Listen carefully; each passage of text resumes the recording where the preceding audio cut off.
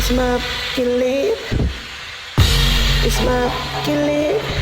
Yeah, yeah, yeah, yeah, yeah, yeah, yeah. What's up, everybody? Welcome back to my channel, and welcome if you are new.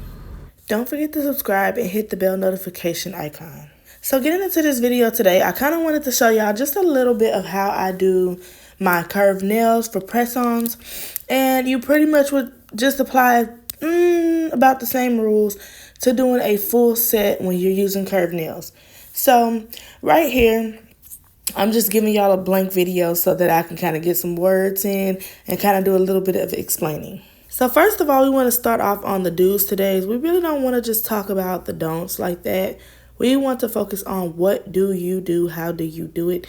I had a lot of confusions when I first started acrylic because I was too focused on the don'ts. So let's focus on the type of acrylic that you should use. So I'm not being paid for this, but I am going to recommend dynamic nails because that is one of the acrylics that I use like heavily. And the cost is pretty good. It's $6 for a 1 ounce and $8 for a 2 ounce, and that's great to start off with. So checklist: acrylic, monomer. Now you need to get a 100% Kolinsky brush. You can also get from Dynamic Nails. It is pricey, I'm not gonna lie to y'all. I'm personally using a number 12 brush, but I would recommend starting off with a 10, but it really just depends on the type of person that you are. I will literally list all of this in the description below, so don't worry about having to like super search for this or anything like that. I'm also going to recommend you starting off with a cover color acrylic as well. And of course, I'm going to recommend you having a fake hand or a nail stand with putty, and of course the nail tips. Some of these things can be found in my Amazon storefront, so if it's not listed exactly like right in the description, it's definitely going to be in my storefront.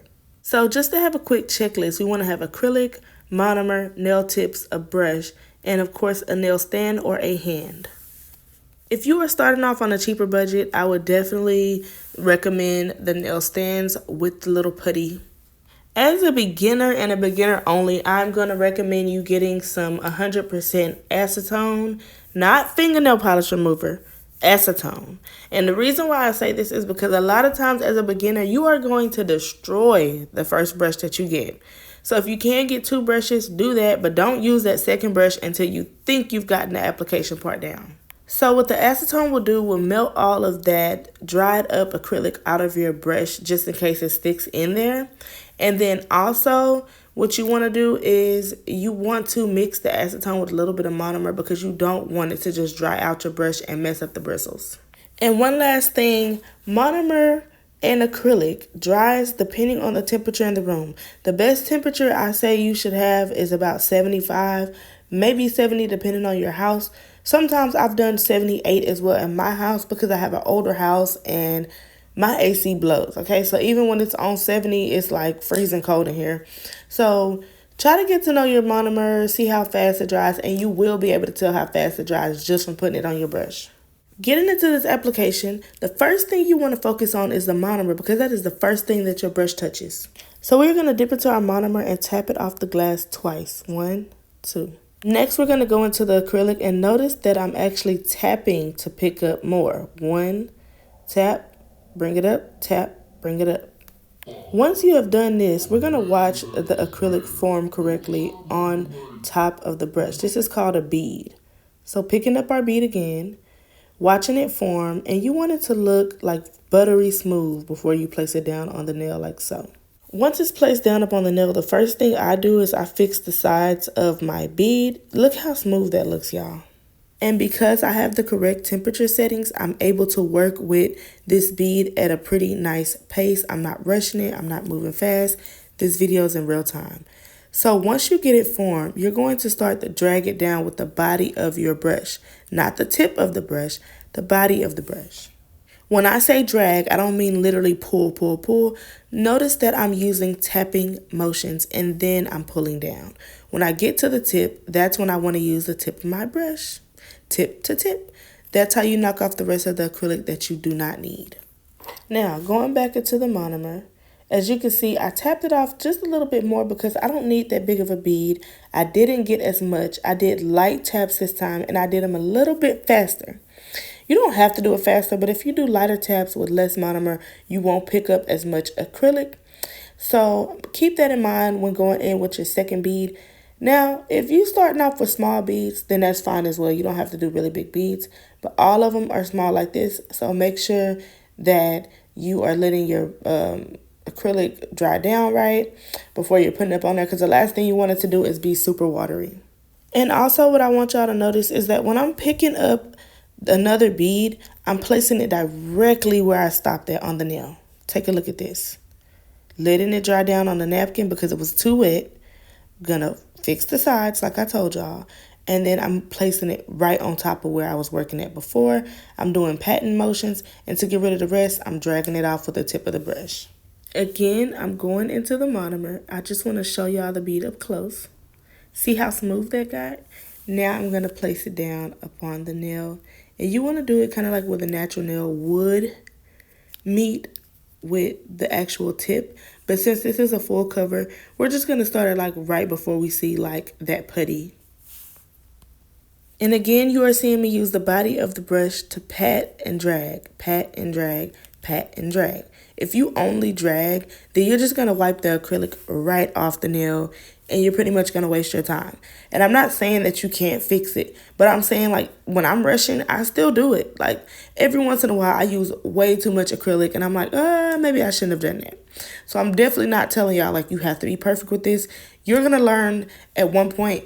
You can just kind of work with acrylic however, and you can make it work. Especially if you have a drill or a nice file, it can all be fixed, right? This is the part that I struggle with as well. It's just kind of like getting that acrylic from underneath the nail sometimes. So don't eat yourself up about that. Just start and then worry about the rest later. Now, every once in a while, I will get a bead that does not want to soak up that acrylic. You see it? So what I'll do is I'll kind of wave it around and give it some time to really set in or whatever and polymerize. And then I place it on the nail after that. Because if you don't do that, that's when you're going to get those really wet beads. And it's just going to be like you have no acrylic on the brush. Like it's going to be super watery and super hard to work with. Do not be scared of your dry down time. When you see that nail starting to polymerize and dry down, don't say, oh, no, I can't control it. You can control it. It's actually harder to control when it's watery, and you end up using way more acrylic. The trickiest part about doing this on a stand is that the stands like to play in your face, okay? They will pop off. The nail will pop right off the stand, right in the middle of you doing some work. So if you know that this is going to annoy you, I would just go ahead and get the fake hand, the cheapest one that you can find. Me personally, my hand, I waited and I got a red iguana because when I saw Zule use that hand, I was like, I'm getting that hand. It's beautiful. It looked real. But when I got it, it kind of creeped me out a little bit. It kind of did. It kind of did, okay? But anyway, I did get it, and it actually came with two, and I want to say I spent about $350, $300, something like that for both hands. So it is on the more expensive side, but like it's definitely worth it because I haven't had to buy another hand, and I've had it for almost a year. For the cuticle area of the full weld tip, you want to make sure that you just put a small bead and you drag it down with the tip of your brush because you really don't need that much. Everything is already set in place. So after your acrylic dries, do not put it in the lamp to let it dry, y'all, because I used to do that and nobody told me I was doing it wrong. I just figured one day maybe I should stop doing it. But yeah, after you do that, you're going to file, and I want to say that this is an 80-100 grit file, and then also you're going to get you a nail drill. I got mine off of Amazon. It's also in my Amazon storefront, and I will link that down below as well. And then you're going to get your drill bit. Now, the drill bit that I'm using for this is $180, but I literally buy a box that has all of them in it. That way, when you're good and ready to actually be doing nails, you're not searching for different grits to buy separately. Now, you have some girls that are like file using girls. I'm more of a drill person. I love my drill. It's just, when I first started, I had no idea what I was doing, and it saved my life. So after that, I just know how to use it to make the nail really neat. So especially for like underneath the nail, you want to know how to use that drill to kind of get underneath the nail. And I always use it at 3 when I first started. And now to get under the nail, I'll use it at maybe like 5 to 8 RPM. But anyway, the first thing you want to do is go down on that cuticle area. Use a 3 and don't use a lot of pressure. So when you're going down on the cuticle area or whatever, you don't want to take all the acrylic off the nail, which you can do with this drill. So that's why I said maybe if you're a beginner, start on 3, especially if you're heavy-handed. Once you get used to it, you can go up to like a 5, maybe even a 10, but not on a real hand. I wouldn't do that on an actual person, just me personally. After you're done with the drill, you're going to go in with a buffer, and that's pretty much to get like all those scratches and stuff that the drill or your file created, because whatever you can do with a drill, you can pretty much do with a file. After you're done with that, you're going to wipe it off with alcohol. You are going to put a base coat, put it in the lamp for 60 seconds. And then I wanted to use this beautiful, beautiful polish because it's cheap. And I'm showing y'all cheap stuff. This polish cost me $2 and I didn't get it offline. I got it at a local nail supply store. So when you're buying cheap gel polishes, just know that they're not going to be as thick as the expensive ones. They are very thin, which to me makes them a little bit harder to work with, but it's doable. So when you're doing 90s nails, y'all, you don't have to be perfect with a French tip. They are so much more easy to do than the new French tips. So all you have to do is paint it on like this, and before you cure it, take your little brush and do like a little oval motion, and that's it. So after you cure that, you're going to go in with some eyeshadow, and I also have the eyeshadow on my Amazon storefront. So you're going with the eyeshadow, and then you're going to do it as if like you're airbrushing the nail. And of course, you're going to top coat it after you clean it up. And to clean it up, I prefer to use alcohol, but you can also use acetone. This liner brush comes in a pack, and this is also on my Amazon storefront. I've bought this set of brushes about 3 times because I always accidentally, I get tired, y'all, because I do a lot of these videos late, and I'll just leave my brushes inside of the acetone, and I'm not gonna lie, the paint will get a little dirty looking and messed up, so keep that in mind. If you're gonna be lazy, maybe you shouldn't do that. But anyway, getting into the tiger stripe design, because that's what y'all here for, I just know it. So instead of doing regular tiger stripes, you're gonna do it as if it's like the tiger stripes that are going up its back. So the good thing about this design is like you don't have to be perfect, and if you have any mess ups, it's like you can kind of just like make it into like another tiger stripe line. So the first thing I did personally was I made it look like a triangle, and then I just kind of went in and added like some little raggedy circle looking things, and I don't know, I'm gonna just kind of let y'all watch for yourself because I'm just saying anything at this point. But yeah, as long as every line meets up in that center area, you are pretty much good. And as you can see, when you do a perfect line, it just doesn't look cute. So the more raggedy it looks, the better. And as always, thank y'all so much for watching. We are almost at 500, so hopefully this video gets us to 500. And we did this quick, y'all, so I know that the support is there.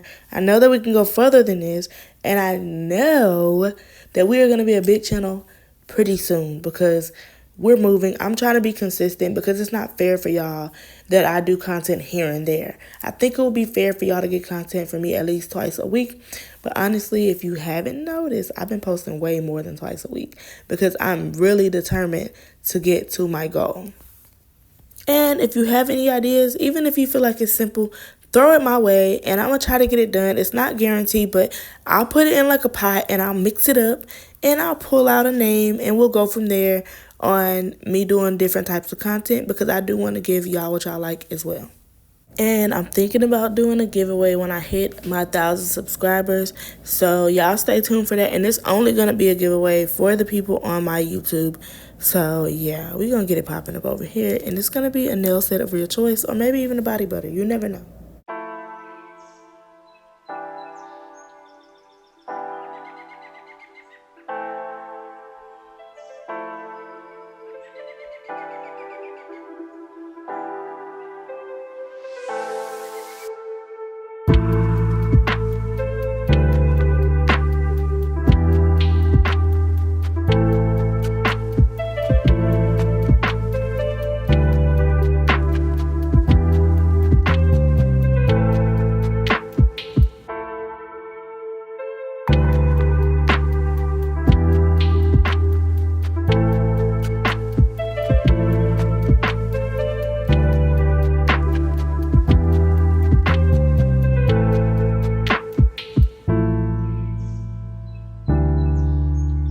y'all, this is the finished result. I really enjoyed wearing these nails to my sister's barbecue. I had to give y'all a tutorial.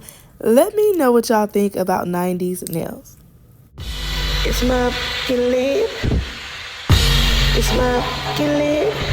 Yeah, yeah, yeah, yeah, yeah, yeah.